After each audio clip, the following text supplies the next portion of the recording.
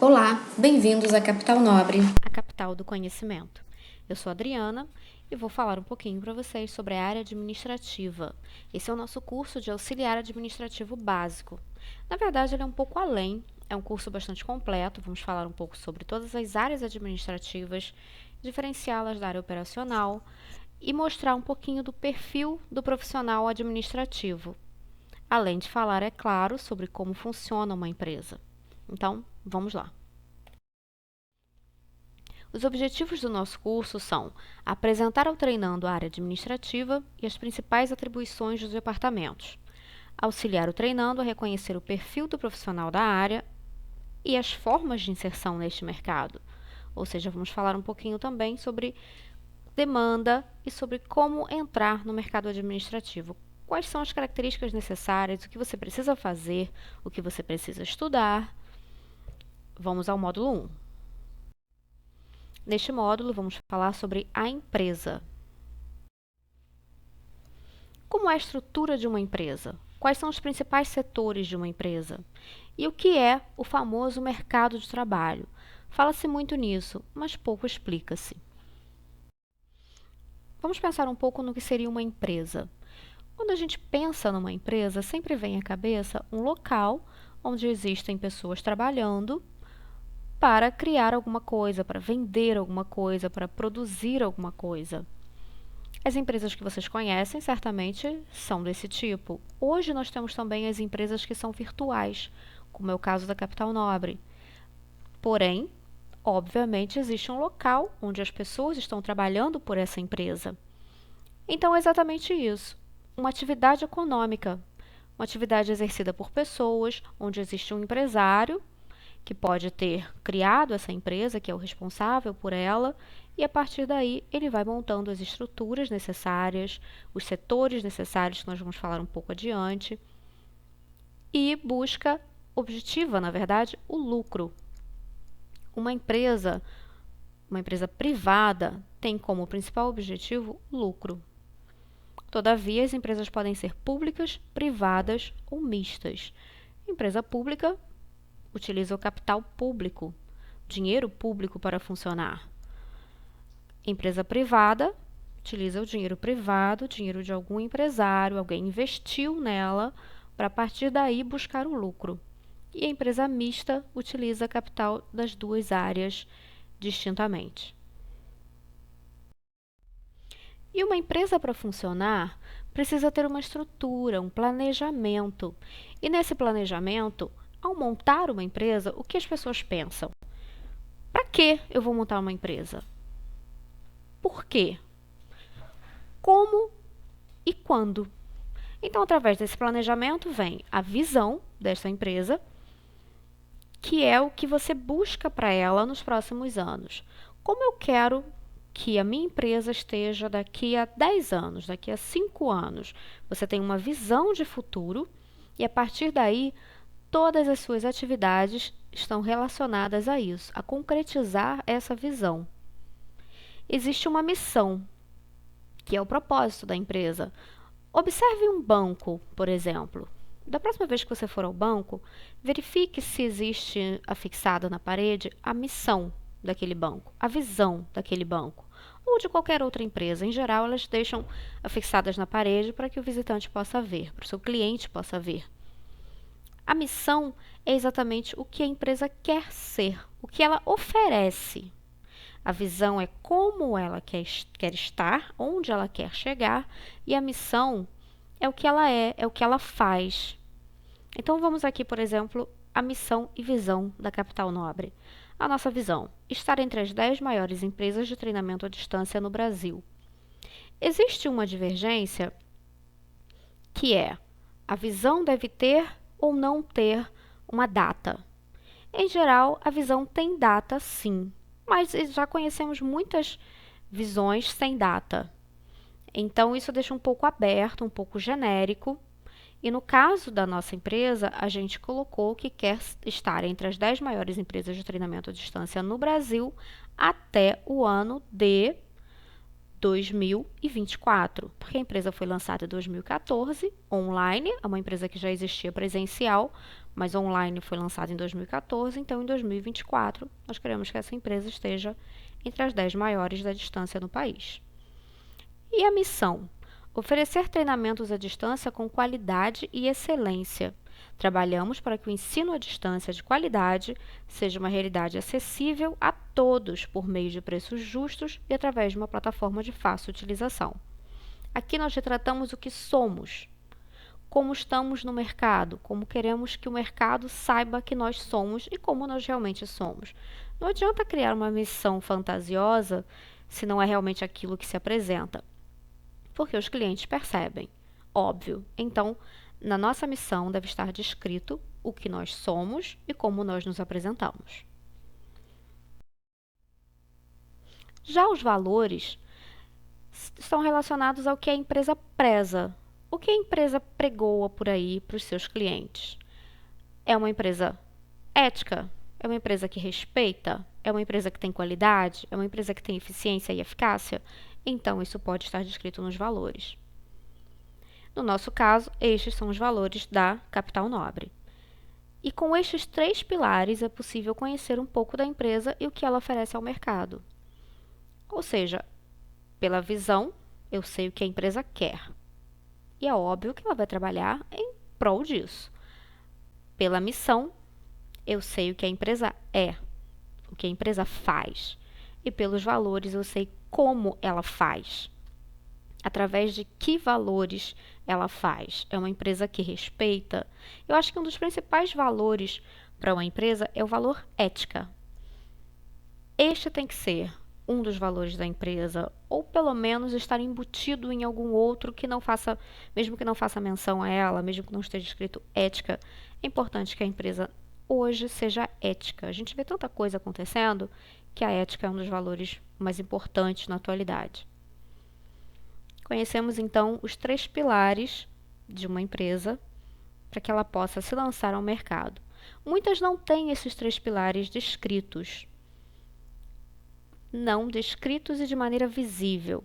Mas hoje em dia eu acho que já 95 ou 98% das empresas já têm isso. Realmente é difícil a gente encontrar uma empresa, mesmo online, mesmo uma empresa pequena, que não tenha descritos os seus valores, sua visão e sua missão.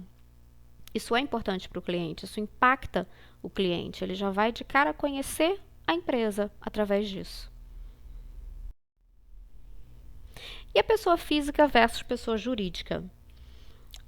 Quando a gente vê, às vezes, um anúncio de um emprego, a gente vê lá, PJ, contratação via CLT, contratação PJ. É exatamente isso que se trata. PJ é pessoa jurídica. Neste caso, contratação PJ, a pessoa deve ter uma empresa aberta, deve ser um microempreendedor, deve ter um CNPJ. E contratação CLT é contratação de pessoa física. Então, vamos lá. A categoria jurídica é sociedade limitada, empreendedor individual e empresa individual de responsabilidade limitada. É a famosa EIRELI. Quando a gente vê o CNPJ de uma empresa individual, ela vem escrito EIRELI no seu CNPJ. O porte da empresa. A empresa pode ser microempresa, pequena empresa, média grande empresa e grande empresa. Esse média grande empresa, poucas pessoas conhecem essa denominação, mas essa tabela está de acordo com o BNDES. Você pode entrar no site do BNDES e pesquisar sobre isso. E o ambiente de trabalho, o clima organizacional, o organograma e a estrutura hierárquica? Bem, ambiente de trabalho nada mais é que o local que você trabalha, como ele funciona, como as pessoas funcionam dentro dele, como é o relacionamento interpessoal desse ambiente de trabalho, e através daí vem o clima organizacional. Clima mesmo do ambiente. Como as pessoas se sentem nesse ambiente, como elas passam para os outros, como elas se sentem. Isso é muito importante Porque em se tratando de uma empresa de serviços ou uma empresa de produtos, uma empresa que venda, por exemplo, uma empresa que tenha clientes, e esse é o propósito de toda empresa, ela vai repassar para o seu cliente como as coisas funcionam internamente. E se funcionam de maneira ruim, se o clima é ruim, se o ambiente é ruim, isso é repassado para o cliente. Então, uma das questões importantes hoje para que a empresa consiga se manter no mercado é que ela tenha um bom clima e um bom ambiente. Clima é diferente de cultura organizacional. Você já deve ter ouvido falar de cultura organizacional. Isso, na verdade, é como a empresa está sendo direcionada. A cultura se relaciona à gestão. Como a gestão é feita? Ali cria-se uma cultura. Se a cultura é de autoridade, todas as pessoas que ingressam na empresa acabam internalizando essa cultura. E essa cultura reflete o seu clima. Há uma diferença com relação a isso, ok? Cultura retrata a forma como a empresa é direcionada, como as coisas vão acontecendo. E o clima é o reflexo disso, é o reflexo da cultura. Agora, falando um pouquinho de organograma e estrutura hierárquica, dentro do organograma, nós temos as lideranças, nós temos a diretoria, as gerências. Esse organograma citado aí, mostrado aí para vocês na figura, na verdade é uma coisa bem simples, uma figura bem básica, mas que retrata um pouquinho do que é o organograma. Nós temos aí, na figura em vermelho, o diretor, o presidente. Algumas empresas chamam de maneiras diferentes, umas têm diretor, outras não têm. E a partir daí, a gente vai descendo um pouquinho na estrutura hierárquica e vai chegando às gerências. E aí tem as gerências de médio porte ou as gerências de nível setorial, depende da estrutura da empresa, cada empresa tem de uma maneira, então de uma maneira genérica, para a gente não se deter em cada caso, que não é esse o nosso propósito é apresentar, temos aí, por exemplo, a diretoria, descemos para a gerência, descemos para os analistas, os assistentes, os auxiliares. Ok? Isso, claro, como eu falei, vai variar um pouquinho de empresa para empresa. Falando em organograma, temos aqui a titulação dos cargos, os níveis organizacionais e a titulação recomendada. Lembrando que essa titulação recomendada, ela deve ser sempre uma titulação que exista. Não se pode inventar cargos por achar um nome bonito e querer colocar esse cargo para o funcionário. Esse cargo deve existir no CBO, que é o Código Brasileiro de Ocupações.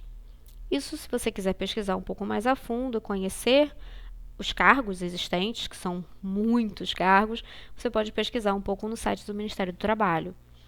Mas voltando aqui, nós temos a presidência, presidente, diretor, diretor-superintendente, diretoria, diretor, que pode ser o diretor operacional, diretor administrativo, diretor de RH, superintendência ou gerência geral. Também pode especificar a área, superintendente de RH, superintendente operacional, gerência e coordenação, que tem o gerente de departamento, de divisão.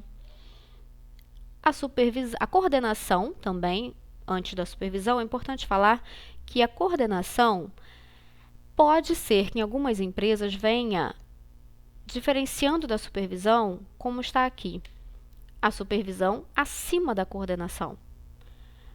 O usual, o comum e, a meu ver, até o correto, é a coordenação acima da supervisão. Mas algumas empresas entendem, devido à sua estrutura, ao seu tipo de trabalho, que o supervisor de área é mais importante, é um cargo elevado, hierarquicamente superior ao coordenador. Então, pode ser que esteja um pouco invertido, isso não exatamente como está aqui, mas que o coordenador esteja abaixo do supervisor. Embora, repetindo, o usual seja coordenação abaixo supervisão. E abaixo do supervisor e analista está o assistente e auxiliar. E abaixo deles, em geral, tem também o ajudante. Temos alguns outros cargos, como por exemplo o meio oficial, que é para a área operacional, mas essa é a titulação relacionada aos níveis organizacionais de uma empresa. Claro que isso varia de empresa para empresa, do porte dela, do nível de empresa, do tipo, da área que ela atua, mas em geral ela tem estes níveis organizacionais. E o que é a área operacional e o que é a área administrativa? Bem, a área operacional, como o nome já diz, é onde está a operação. São os funcionários que trabalham na operação daquele produto ou serviço. Dando um exemplo, pensemos numa empresa que fabrica cadeiras. A área operacional é onde estão os trabalhadores que fazem realmente a cadeira, que executam o trabalho de fazer a cadeira. São aqueles que soldam, são aqueles que pintam, que esmerilham, que fazem tudo o que é necessário para a cadeira ficar pronta. E os trabalhadores da área administrativa estão na área financeira, nos recursos humanos, nas vendas. A diferença é bem básica, é bem simples. O operacional executa aquela tarefa e o administrativo pensa aquela tarefa. Faz a atividade antes da execução. Bom, aqui nós temos algumas atribuições operacionais. Os trabalhadores operacionais, eles fazem o controle dos materiais, a manutenção preventiva e corretiva, que a gente sempre quer que a preventiva seja mais usual do que a corretiva, estoque de produtos, recebimento e conferência de produtos. Bom, mas essas atribuições, essas atividades, elas vão variar um pouquinho de acordo com a operação realizada. Então, o nosso exemplo de uma empresa que fabrica cadeiras é diferente de uma empresa que fabrica janelas, de uma empresa que fabrica brinquedos. Varia um pouquinho de atividade para atividade o que esses profissionais vão fazer. Então, se você está buscando trabalhar numa empresa com atividades operacionais na área operacional, observe o organograma, observe como ela funciona e o que ela faz. E se você busca a área administrativa, a mesma coisa. Observe aqui a diferença da área operacional com essas atribuições da área administrativa. O que se faz na área administrativa? Atendimento, controle de documento e arquivo, controle financeiro e faturamento, gestão de pessoas, compras, comercial, área de vendas e marketing, além da logística. Aqui, os profissionais trabalham, em geral, em um escritório, com um computador, com um telefone, fazendo atendimentos, ou fora do seu escritório mesmo, fazendo vendas, como é o caso da área comercial. Mas a diferença é que eles não estão em um galpão, como, por exemplo, o pessoal operacional. Eles estão dentro de um escritório. Então, a diferença clássica, a forma básica de você entender o que é área operacional e o que é área administrativa, é que a área administrativa está em escritórios, fazendo trabalhos mais intelectuais. E a área operacional está, em geral, em galpões, em áreas mais abertas, fazendo atividades que exijam um pouco mais de força física. Ou, dependendo da atividade, do ramo da empresa, o operacional pode estar relacionado também à atividade intelectual, como, por exemplo, uma empresa de treinamentos. Quem faz o treinamento, quem executa o treinamento, ele não é administrativo, ele é considerado operacional, porque ele está lá ministrando a sua aula, e essa é a atividade fim da empresa. Mas, basicamente, a área administrativa está em um escritório e a área operacional está no campo, está na área, está no galpão, executando a atividade. E será que um profissional com formação na área operacional, em atividades operacionais, ele pode atuar na área administrativa ou o contrário? Sim, pode. Por exemplo, um profissional com formação em engenharia. Engenharia é um trabalho muito mais operacional, porque ele vai para campo, ele vai pensar aquela atividade em campo, vai auxiliar a executar a atividade. O engenheiro não necessariamente vai executar, ele tem auxiliares para isso.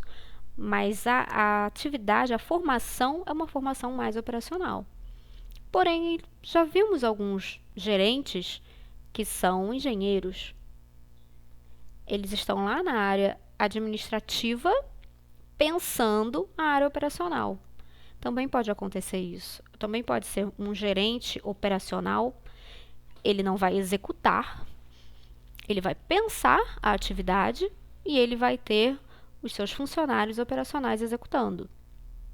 Assim como podemos ter um profissional formado em recursos humanos, que é essencialmente administrativo, e que esteja organizando a área operacional, que seja um gerente de serviços gerais, que auxilie os serviços gerais, que são serviços de pintura, serviços de limpeza, serviços de manutenção. Ele não executa, porque ele não tem realmente condições de executar. A formação, a experiência dele é na área de pessoas. Então, ele vai gerenciar essas pessoas. A questão principal é a forma como essa pessoa de formação diferente vai atuar. Ela vai atuar pensando a área, ela vai atuar executando a área. Isso é muito importante. E é claro que outras formações também podem ser necessárias. Um profissional da área operacional atuando na área administrativa vai precisar treinar algumas habilidades para as quais ele não foi treinado, porque ele não escolheu o administrativo. Então, a partir daí, vem os cursos rápidos, os cursos livres, como os cursos da Capital Nobre, e vem também os cursos de formação mais rápidos, né? Os cursos técnicos, cursos de idioma, que são muito necessários, os cursos livres de 30 horas, de 20 horas, de 8 horas, 6 horas, depende do que ele busca. Mas, em geral, são necessários e são importantes, sim, porque eles vão auxiliar naquela ferramenta necessária para a área e que a pessoa provavelmente não tem por não ter sido capacitada na sua formação primeira para executar essa tarefa. Então, vamos estar sempre atentos a isso. Se você busca uma formação administrativa, mas sua intenção é trabalhar na área operacional, veja o que falta na sua formação e complemente com cursos livres, busque no mercado boas empresas e trabalhe essa questão em você. Não permita que, por falta de uma ou outra competência, não seja possível para você executar a tarefa que você deseja. Isso é muito importante. Focar no nosso objetivo e observar o que nós não temos ainda para alcançar esse objetivo. Nesse caso, quando a pessoa muda um pouquinho de direção na sua carreira, é importante atentar para essa questão e buscar no mercado o que o mercado pode oferecer. Existem questões baratas, existem cursos baratos e bons no mercado que auxiliam nisso. Bem, este foi o nosso primeiro módulo, falando um pouquinho sobre a empresa e as áreas dentro da empresa. Vamos ao módulo 2.